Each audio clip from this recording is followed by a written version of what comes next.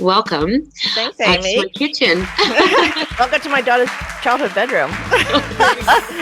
So in the States. I'm in Cambridge, Massachusetts, actually, right outside of Boston. And Massachusetts was the first to vote on adult use in 2016. So even though I'm born and bred here, I thought we were all Puritans. Apparently, everybody was smoking pot, and we were the first to go adult. So I always say cannabis is not my natural habitat, that I am a lawyer by training. And I'm also a mom. Accomplishment is that I was pregnant my third year in law school. So I took the bar down here in the States, pregnant, and I passed the first time. So, for years I was in and out of the workforce. When I could go back in, I went in, and when I came out, I came out. And the truth is, my husband always had better health insurance, and that is not it's serious stuff down here in the States. Cannabis Awakening was 2016. Now, when you were going through all the health stuff, were you using cannabis? Was it already something that was part of your life? So I did not understand cannabis. So I thought it's what, I'm a middle-aged woman. We know the least. We could use it the most.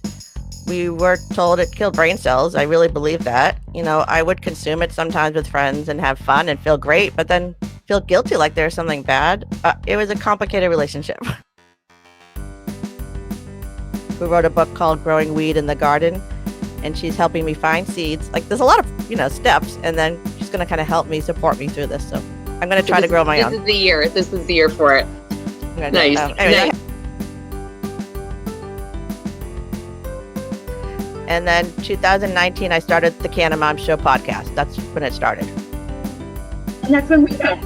Yeah, so you were one of my first guests, and great. That's okay. Canna Mom, centric around women and their stories and whatnot. So, what are the plans for the future growth, and what do you kind of see the next years? I mean, everything's shaping up. We're only kind of just scratching the surface in the industry. Yeah. So I forget sometimes that this is not normalized everywhere, because I've been doing this for almost 3 years, and cannabis years are like dog years. They are very long for experience. And I talk to moms across the country. Obviously, I've spoken to women in 34 states and internationally with you. And I forget that in some of these states, it's really dangerous, and that children can still be taken away. And I was a family law attorney. I understand that it can still be used against you, which is just ridiculous. Yeah. I mean, one of the things I'm hoping for, honestly, I would love to collect these stories, because there's no way people aren't listening to facts, but they listen to stories or something they can relate to. I will have interviewed 100 women by June of 2021, and I know that's good. So I created this quilt. It has all different colored fabrics, all cannabis themed, and I'm surrounding the cannabis themed fabrics with black and white images of all the women I've interviewed. And I'm calling it the Women of the Amazing Technicolor Cannabis Quilt. That's good. I like it.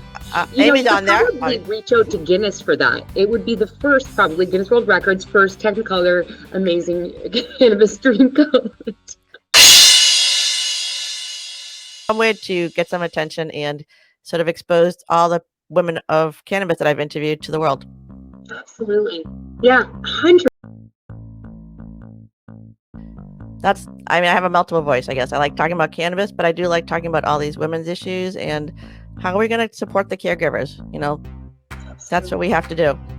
Yeah, absolutely. And you run yourself with your own mother. This is our calling. This is the nurturing amount. Obviously, in the world that we're living in right now, whatever we were doing wasn't working. So it's kind of time to flip the script. And I think those conversations, whether they're cannabis centric or not, are super important. Out of this world, as an attorney, love, goodness, hope, and justice, whatever. We didn't really talk about those in nice ways, but in the cannabis world and in this women's world, I go to all my meetings, people start with intentions and kindness and generosity. And in the real world, that's not how stuff is done.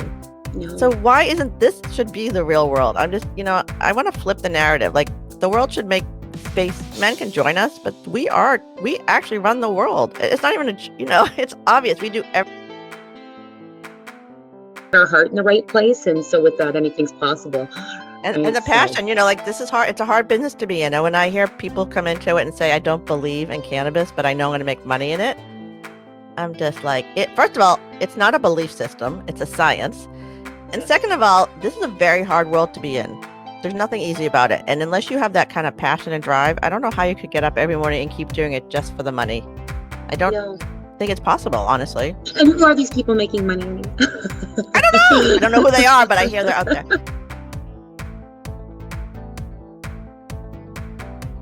I haven't lived alone. I wouldn't eat either. I'm like 55. If I lived alone, I wouldn't eat. It's like such a pain in the ass. Like getting dressed, literally getting dressed today was like, I have to put on makeup because I'm talking to Amie. Sad. So I don't know.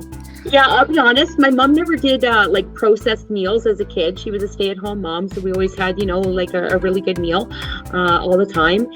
So I never got luxuries, I call them, like Mr. Noodles.